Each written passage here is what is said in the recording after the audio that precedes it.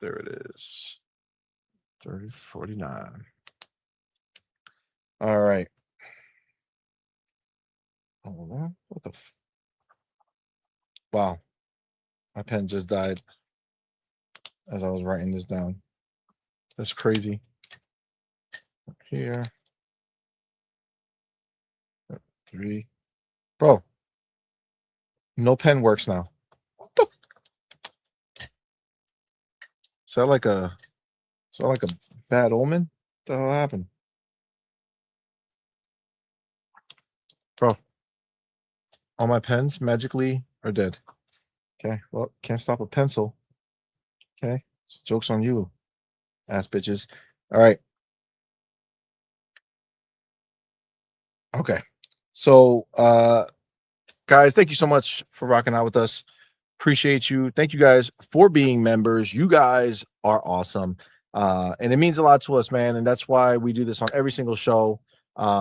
Because frankly, you guys deserve it. And we really haven't been having anything really for you guys. But thank you. Now we're gonna jump right into this topic here, which for me is very interesting. There's been some talk here about Asha bringing a startup mentality into Xbox, which is kind of what we were talking about just right before, where it's not the safe and normal Xbox. It looks like a very aggressive and take risk type Xbox. And again, she hasn't, committed her whole life to gaming or to Xbox. So if she burns it down, she don't give a crap. So it's going to be definitely interesting to see how it goes. Powerballs, appreciate you, brother. So I wanted to talk about this, and Matthew Ball had a conversation about Helix that I do want to get into. But let's jump right into it, guys.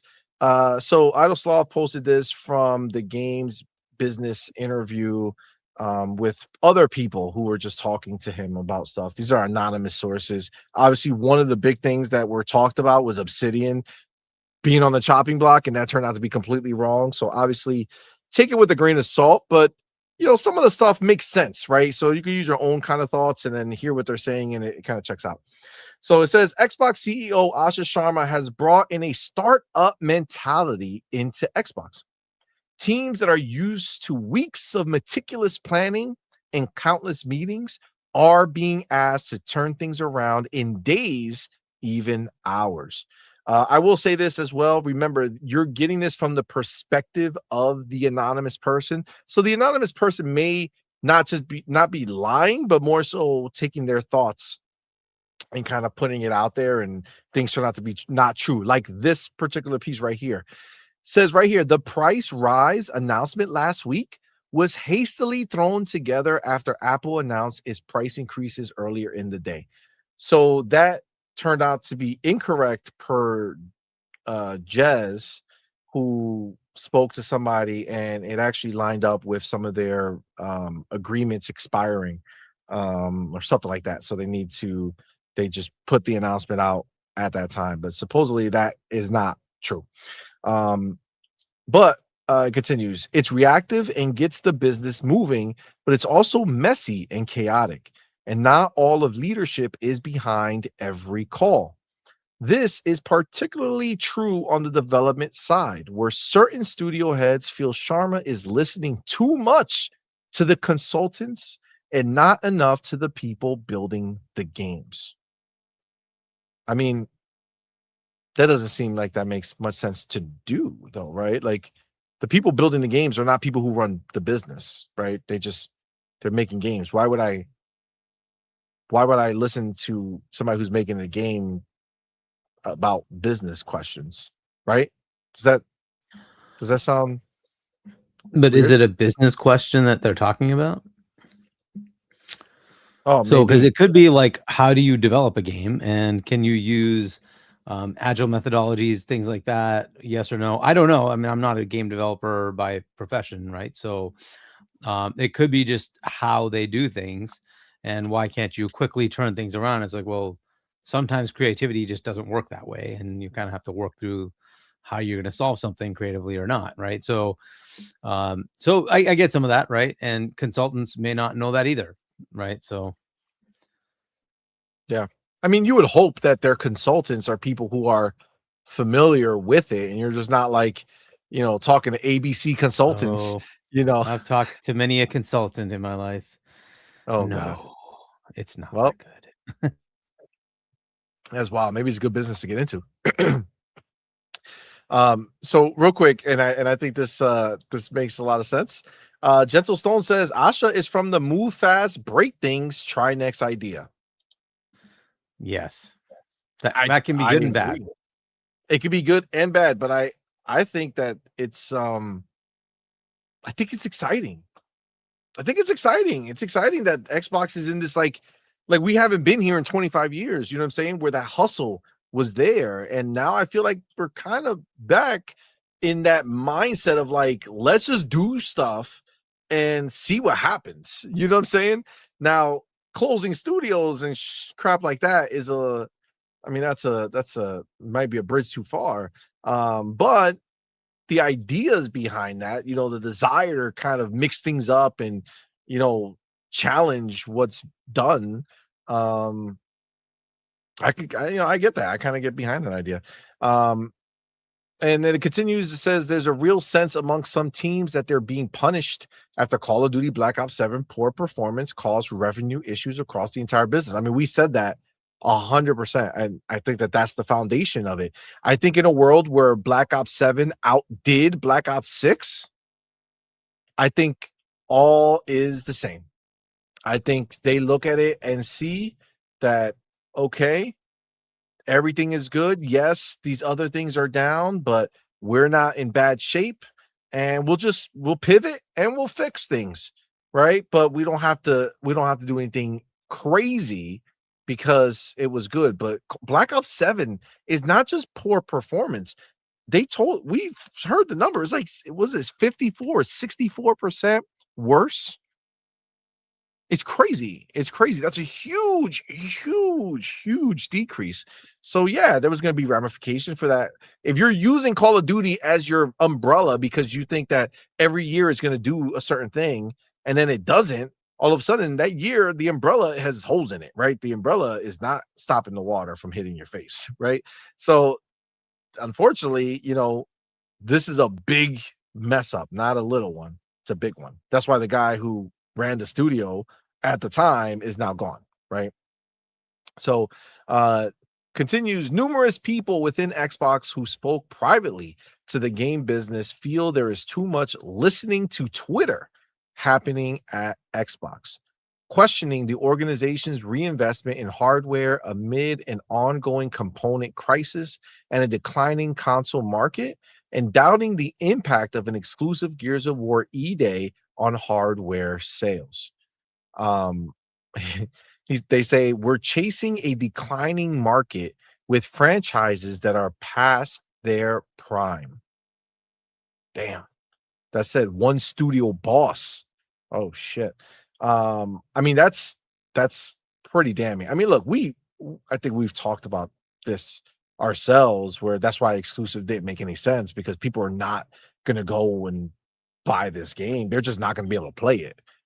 You know what I'm saying? Like I'm not buy the game. They're not gonna buy a console, especially with the price increases, right? Ain't nobody gonna go line up and say, "Oh, I didn't buy one when it was cheaper, but now I'm gonna go spend $800 to play Gears of War E-Day or $900, whatever it is." I don't know. I don't see that. Maybe subscribe to Game Pass, maybe play it on PC or something like that. But I don't know. It just seems like it wasn't going to be that thing. But it seems like they also had that feeling internally, right? These other people are like, I don't know why they're doing it, but listening to Twitter, I mean, I guess nobody really listened to Twitter before, right? Like nobody really paid attention to the people who invested their time on Twitter. And maybe that's the shakeup, right? Like maybe that's the shakeup. Maybe though that's very tiny, small, insignificant as far as dollars slice of the fandom is the guiding way, right? Is the is the way forward, following, not everything to the Bible, right? Not just, oh, they said this, so let's do it, but listening to like the groundswell of complaints or things that people are excited for, or things that people want. Maybe that's the difference. You know what I'm saying? Maybe that is the thing that changes, because everything else, they set up there people who are used to weeks of meetings and all this stuff, or now they don't have that luxury. Now it's, hey, you wake up tomorrow, you can come in. Asha walks in and says, hey, we're going to do this. Sure. As a person who works there, you're pissed, right? Because you don't have there's no easy version of this for you anymore. There's no, hey, I know I have this much time to kind of figure this out. Everything's all right. I'll just do what I have to do. This is like, hey, no, we need to change this. Something's not working. We got to make this happen. Why are they taking so long? What is happening? How come we don't have a new Elder Scrolls? How come we don't have a new Fallout? Well, Todd wants to do it. Set up a meeting with me and Todd. Like, this is the type of aggressive scenario that Asha can very well be creating there. And I don't think it's aggressive, like disrespectful or nasty, but more of a like, hey, we don't have time to waste. We can't wait on these decisions. We need the answer to go ahead and do this forward. You know what I'm saying? So I don't know. Maybe that's it. Maybe that's the somebody who's in tune with that is the one, making these things happen. I mean, I don't know, but it sounds like the only thing that's different than what's been done in the past. The last thing that was quoted here is another studio boss, when asked about Xbox's recent decisions, shrugged and said, after Activision, this is Amy Hood and Satya Nadella's Xbox now.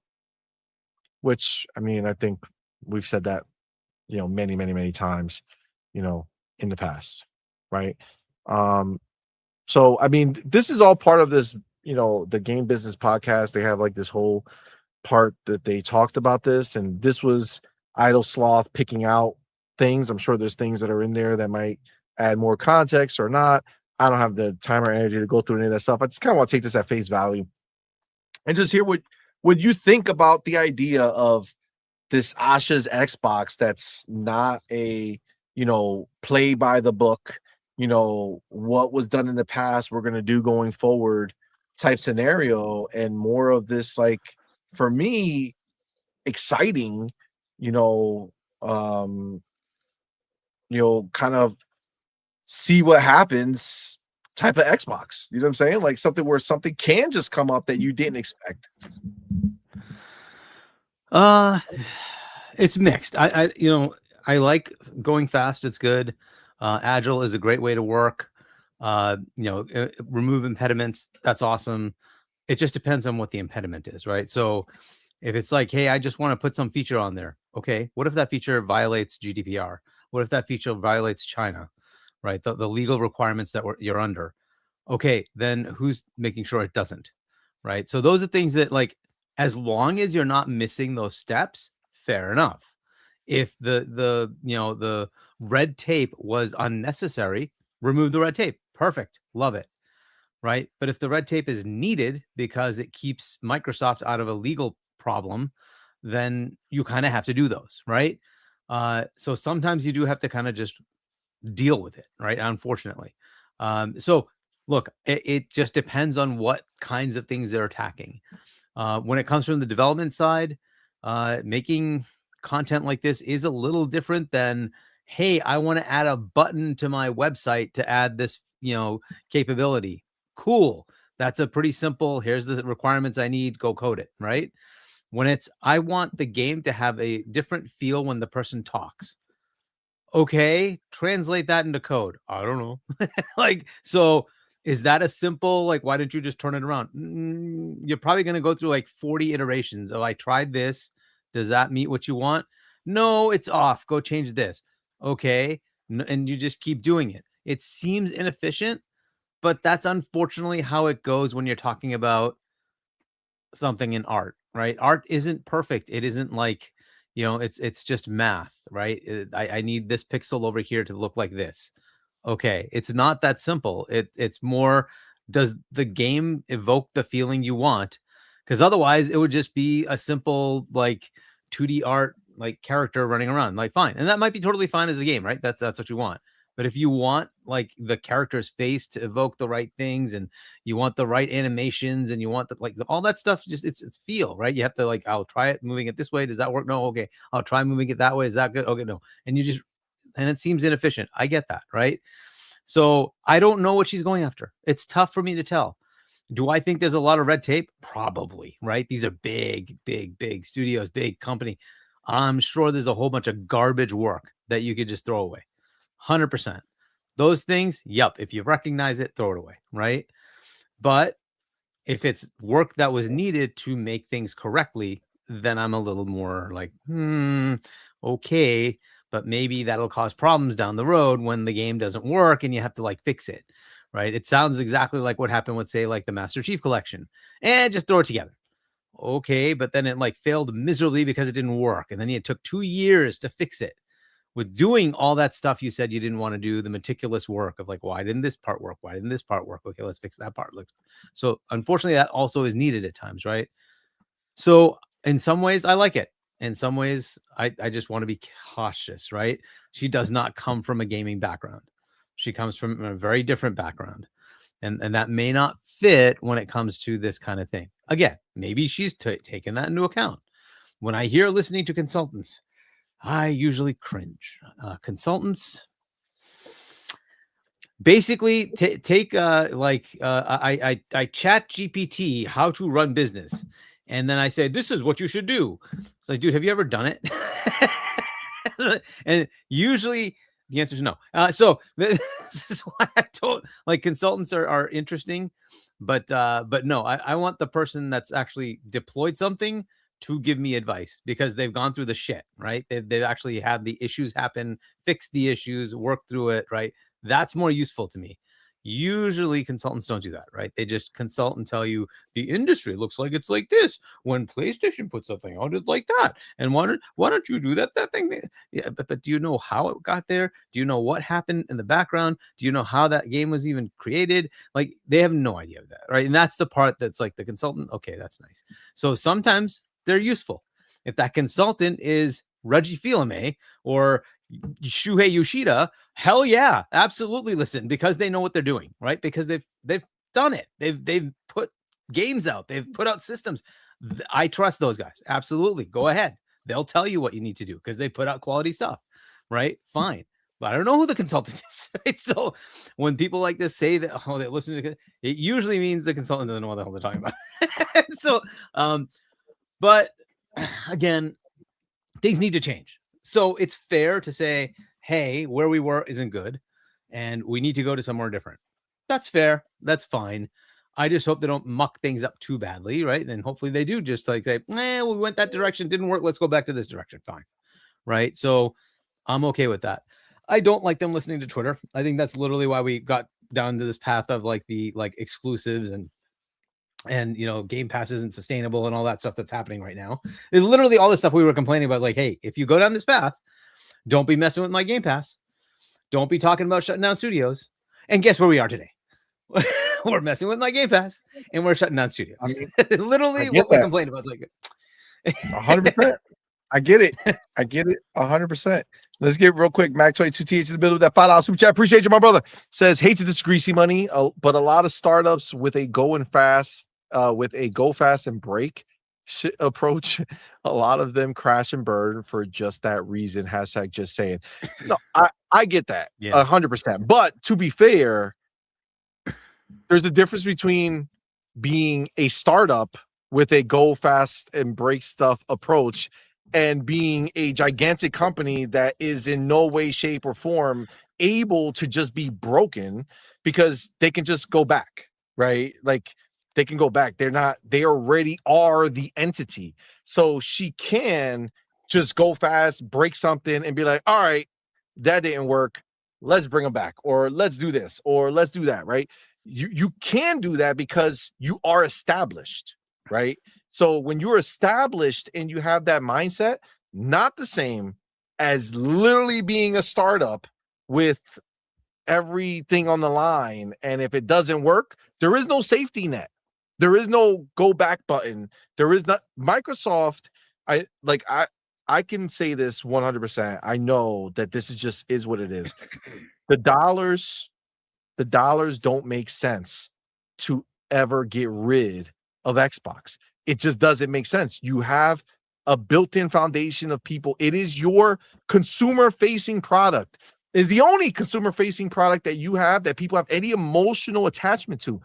There is no version of this where Microsoft will say, before they did, because there was no possibility of direction.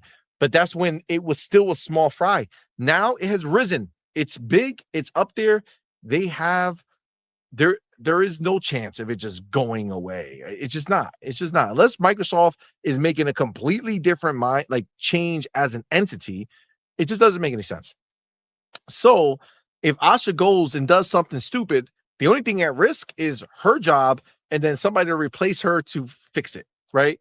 Go back to this other thing. Oh, the price is too high. Well, guess what? We already did that, right? Game Pass, they went too high on the price. What did they do? They lowered it down, right? And then all was well. Everybody started subscribing again, right? Because as much as people want to pretend that at the end of the day, it's the satisfaction they get now that matters. So they don't care that it was $30 at one point. They're just glad it's $23 now. So they'll go ahead and subscribe and be happy with it, right? So if they go ahead and say, hey, we're taking out first-party games from Game Pass and the subscription goes down, what do? Hey, we hear you. Sorry about that, guys. First-party games are back on day and dates. Problem solved, right? So not that I'm saying she should do that, but what I'm saying is that in worst case scenario, most things can be fixed because the reality is as long as they're making games that people are excited about, that's all that really matters. All the in-between stuff is all fixable stuff. You just be like, well, we're not going to do that again, a la using a Asha type new blood person who has no link to it. If she fails, they will go spend buku dollars to go get some big gaming CEO who's been in business for a long time doing it, and they'll find a way to make that happen. It's just what they'll do. So for me, the exciting part is that she's not going to play by the playbook, right? She's not going to do the same old, right? She's not at the Super Bowl and she's just using the same plays she used all year to get here. She's trying new things. She's mixing it up, right? So obviously things like this, if all this stuff happens the way we think, it's not exciting. It's a problem for us because you're not going to get as much first party content into Game Pass. They won't be releasing as much first party content, which would not be exciting for me. But again, they could always fix that. How? Easy. Go buy some studios, right? Like these things are all fixable things at some point or another.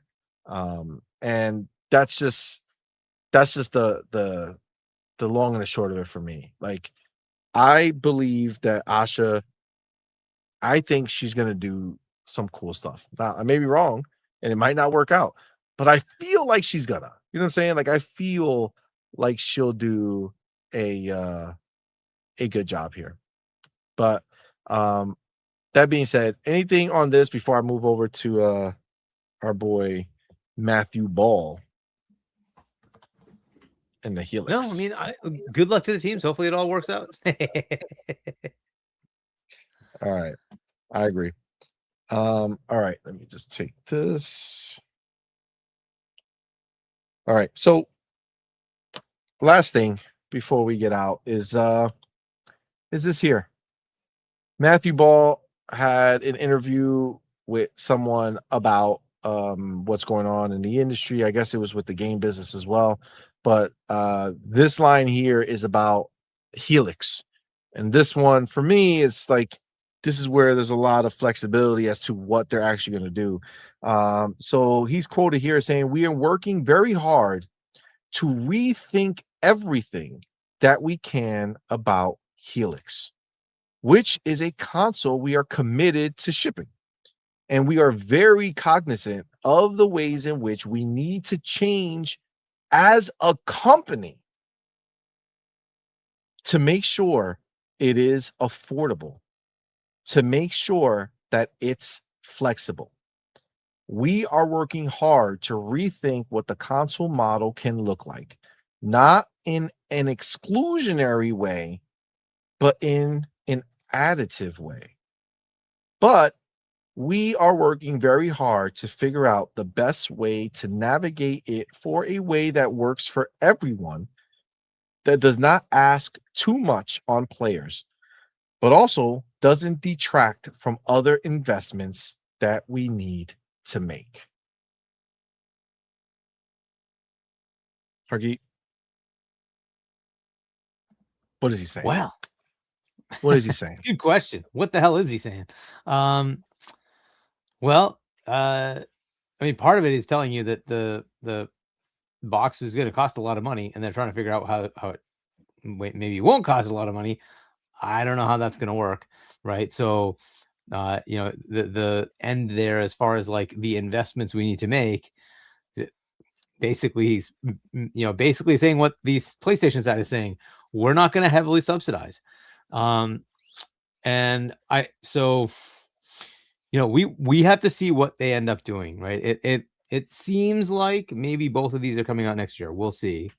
There's hints that apparently PlayStation is also looking to start manufacturing mid next year for PS6, which means it'll probably come out in 2027. No, So PlayStation 6, I could not imagine they're going to come out with something and then say they're not going to make physical happen in 2028. I think the no physical game thing has to happen before Helix comes. I mean, PlayStation 6 comes out. How do you justify it? It doesn't have to. You would just not have physical games for, just like you were saying with series consoles and Helix. You could just not have physical copies of games for Helix, but keep going with Series X. They could shut down the PS5, physical games anytime they want to. They just chose Jan 2028, but Helix will, PS6 will potentially just not have it at all. So I don't know. It seems like it's aligning that they're both going to come out. But let's say they do. They're both going to be bloody expensive. There's no way around that. They're already working on the Xbox side with, like the All Access program, a BNPL, which is a Buy Now Pay Later program.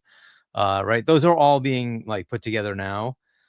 You can start doing them with series consoles. I assume that's obviously going to move forward with the Helix console. But what they're saying here, just like the PlayStation side, Nishino came out and said, we're not going to heavily subsidize. If they're not going to heavily subsidize, and the current component cost is apparently $960 for a PS6, that's going to get worse next year, right? Because the memory prices are going to go up even higher. No matter what you do, it's just unfortunately the way it is. So let's say it costs them, I don't know, let's say $1,100 to make that box. They then have to actually build the box. That's just the components. To build the box, ship the box, blah, blah, blah, right? Have retail, markup on it. I was probably looking at like $1,300, $1,400. They subsidize at $200. You're still down to $1,100-$1,200, right? That's very expensive for the market. What's the strategy to get down to $600, $700, which is what they think would actually work? And he's just saying, yeah, we're looking at the same problem, guys. And it'll probably be around the same cost. And yeah, we could try to eat more. And instead of $200, we take $600 and give you $600 every time you buy a box, because we'll take the hit. I just don't see that happening on either side. So I think that's basically what he's saying, is we have other investments to make, and we can't just take all the capital and put it into giving you a box. We have to be able to make other investments. Otherwise, the business doesn't make sense, right? So I get all that. It's very tough to look at in this kind of world, right? It was fine when it was like, hey, the box is going to cost us $500 and we'll sell it for $400. Okay, $100 subsidy, fair enough. But these costs are so freaking ridiculous that it's so much of a subsidy that it just doesn't add up anymore, right? So I think this is going to be a problem for both of them. That's what he's basically getting at.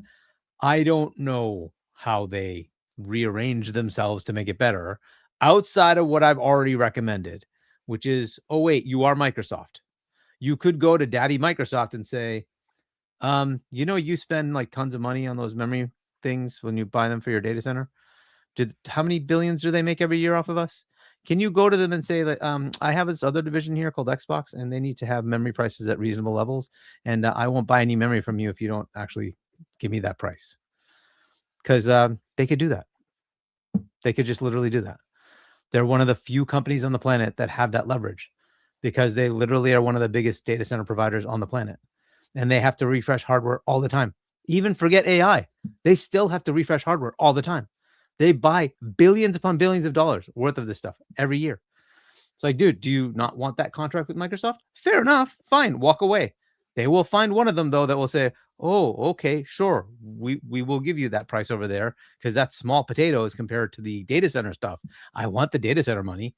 So cool. So if they want to take advantage of it, that's what they should do. They should go to their full-on Microsoft level negotiations with these major companies and say, I'm not buying crap from you unless you take care of that business over there. That's how they could fix it. Whether they want to take that or not, I don't know. But that's what they should do. They are still a whole part of Microsoft, right? They're not spun off as any sub thing or anything. They're part of Microsoft. So it's Microsoft buying this stuff.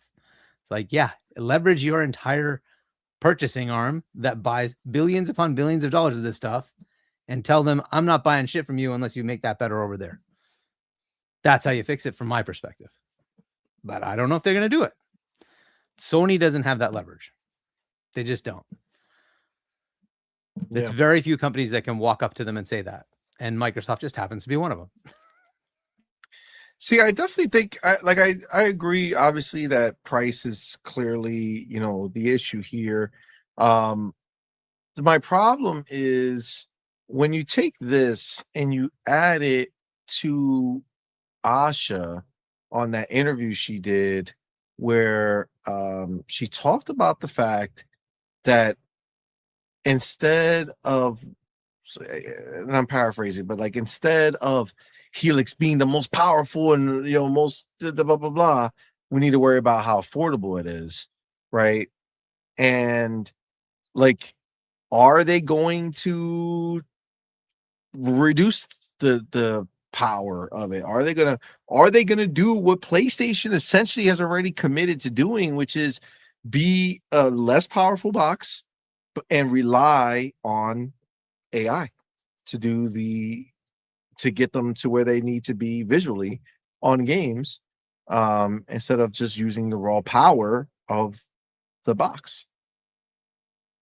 And would that be a problem? Would that be bad if we find out that Helix is not actually, so much more powerful than a PlayStation 5 Pro, but instead is just completely leveraging? What do you mean PS6, right? Yeah. Well, yes, that's what I meant. Not that much more powerful than PS6, but instead is similar to a PlayStation 6, leveraging, AI and as the fundamental basis of taking their graphics up to the next level. Yeah, I mean, it is tougher and tougher to justify the next generation, right? It's like, how much better is it really going to look, right? Yes, you might get like some, character models looking a little bit better because of AI modeling, right? That's fine. But is it like dramatically better? I don't know, right? It's where AI can be used in ways that we haven't really, thought about yet.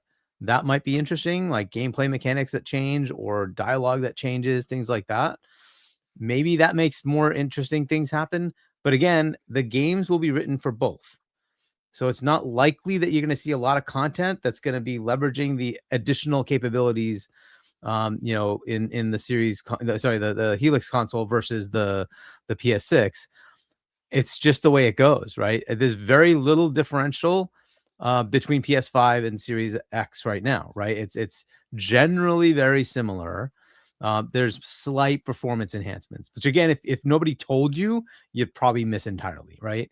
They're almost identical when you're playing on both of those. Certainly a little bit of a downgrade when you go to the Series S, but it plays the game. That's the point of that one, was you have a low entry point that allows you to get in. And that might be the key here, is that low entry point. And everybody hates the Series S for some reason, but I think it's a brilliant idea to do a Series S equivalent, because you can get something that's going to be cheaper than the PS6. And ultimately, people just, because what's going to end up happening is some point there'll be a game that only runs on the next gen, and you then need to upgrade to play that game. And so if the entry point is $1,500, or even if it's $1,000, a lot of players will just say, well, I'll just skip that game, because that's a lot of money to pay for just one game. Whereas if it's $300, which is outrageously cheap, I understand. But if they could get something in that $400 range, under $500, but like $300 to $400 range, you can get somebody to jump. When you're talking like the numbers we're talking now, it's very hard to convince somebody that for this incremental thing you can barely see. Because look, when you went from like PS2 to PS3, there was a jump. You could see it. It was obvious. It was there. You jump from like even 3 to 4. It was like, well, is it really there? Like Last of Us 1 looked pretty damn good on a PS3, right? If I look at Xbox 360, Halo 4 was beautiful. Was Halo 5 that much better? It was better, but is it that much better? And that was what you got, right? And then the 1X to the series, you're like, dude, I can barely tell. Like a lot of times you're like, I got better performance in the freaking Xbox One X. Why am I not getting that on my Series X? Right. And like, okay, so what is the difference going to be next gen? Right. And yes, there's like DLSS 5 came out, right, and says, okay, I can, it's not even DLSS anymore, but I can use a new technique with AI rendering to give you neural rendering that gives you this better looking model. But again, people are gonna be like, I don't want to pay $1,500 for that. I don't need that. Right. So that's going to be the problem for them. And so if you want to entice people to go into PS6 or to Helix, you're going to have to give up on what you have today and say that that's not good enough. What's the upgrade path? And, the power differential thing, I don't know if it's enough. So that's going to be very interesting to pull people. How are they going to actually want to push people over to these new consoles? So it's a whole market dynamic. So, to your point of like, is this going to be better to have a cheaper equal to PS6? I think PS6 is going to be hard sell, let alone Helix. So having a cheaper model, I think, is a much better idea. Having something that is like, half the cost is going to be a much better idea. Something that is hundreds less than a PS6. Yeah, but you can't. You're not even in the place. Like Series S is $500 now. Exactly. You know what I'm saying? So it's like that's a hard thing. I think honestly, I think I think the only thing that's going to sell these new pieces of hardware is if we are looking at games that we can't understand. It already exists where a top end PC can be running a game and you see the game on console and it's like, what the they're different games. You know what I'm saying? Like the games with all the ray tracing, all the path tracing, all the bells and whistles on looks crazy in comparison to some of these other games. Not every game, because not every game goes for that scale, but if you're a PlayStation, if you're an Xbox, and you're saying, how do I get people to go to that next level? It has to be visual. That's the only thing that'll be there, right? Because you still got to release those games on the other boxes. You can't justify making any game exclusively for those boxes anytime soon until there's millions and millions and millions of people who own them, and that's going to take a long time this next generation. So the only thing that is going to get there is going to be like an immense graphical difference. But that being said, I think that'll cost too much money to make those games that look that drastically good. And when you see Nvidia going ahead and showing us DLSS 5 and how it took games that looked good and turned them into like, what the hell am I looking at? Oh my God, this looks amazing. Like all of a sudden it's like, well, do they need to be that much more powerful, or do they need to just have enough hardware to run that type of AI? Well, but that's a cost too, right? So you need a lot of tops to do what they're doing. That's on a No, 5090. that's the cost for So the box, but I'm talking about for the devs. what do you mean as far as like the devs? I mean, Meaning the games themselves are going to balloon if it's only on the power, right? Because then if they have to go and make those assets, right? If they have to do all that extra work, every single game is going to cost them so much more money.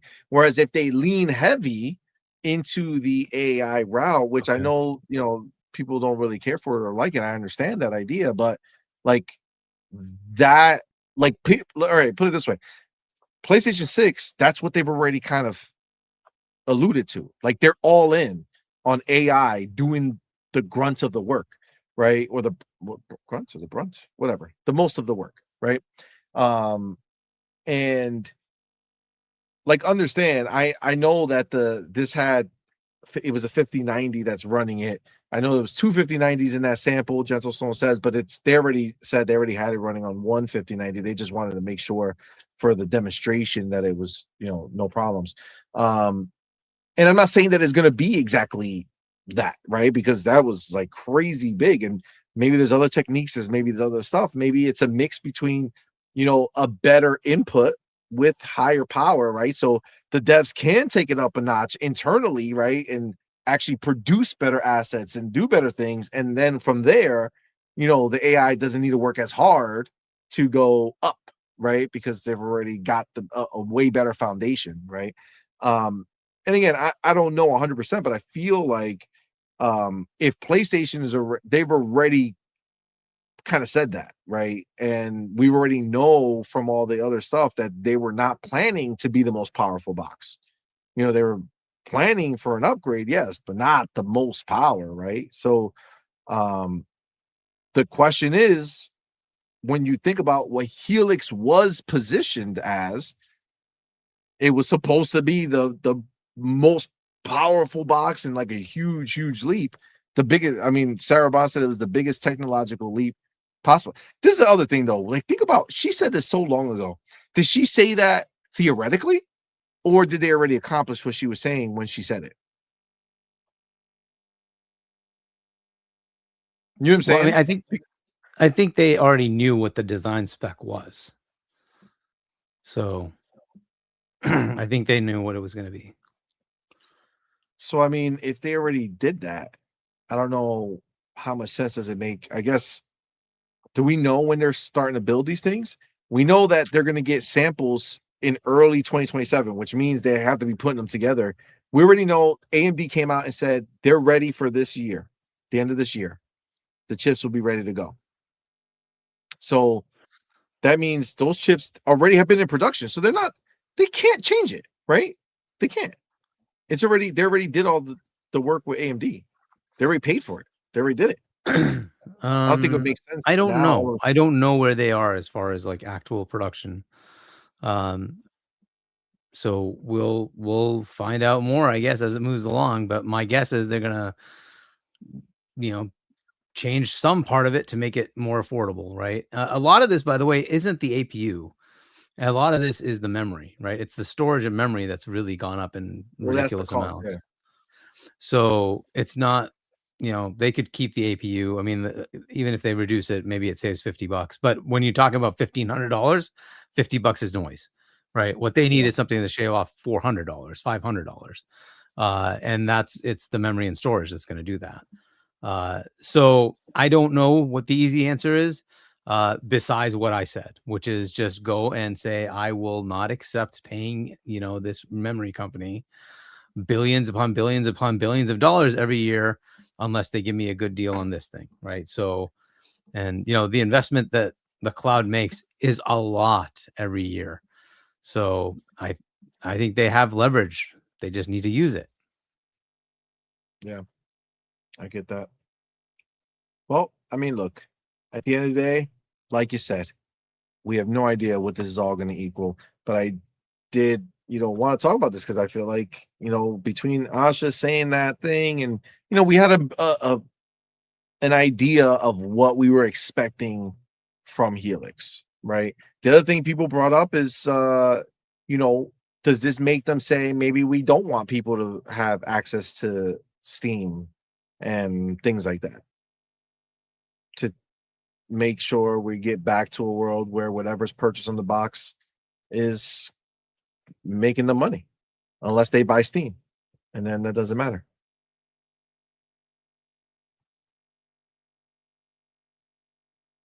Now that would be a whole other thing. I don't know if that's gonna happen. I don't know what they're gonna do in acquisitions, right? That's another whole big question. But Because she did, you know, she did bring up buying yeah, people. She said yes. we'll do it to get to where we need to be in places that are taking us too long to get there. There's only one person you could buy in PC land to get you to where you want to be. Nobody else does that. So I don't know. I think for them, that's going to be a huge differentiator. If you can go ahead and be like, hey, I mean, she's come out multiple times where he said that you're going to be able to play your PC games on there. So it just, I don't know. It would be crazy to kind of walk all that back when that's such a fundamental thing that's happening. So I don't know. Well, guys, I think we did it. I think we did it. What a show, man. Thank you so much, guys, for rocking with us and hanging out. Shout out to everybody who's still in the building. I know we went long on the show. Shout out to Hargate. Thank you, brother, for being here, man. Appreciate you. Let me do this because last time this kind of messes up what happens after. So I'm gonna go here.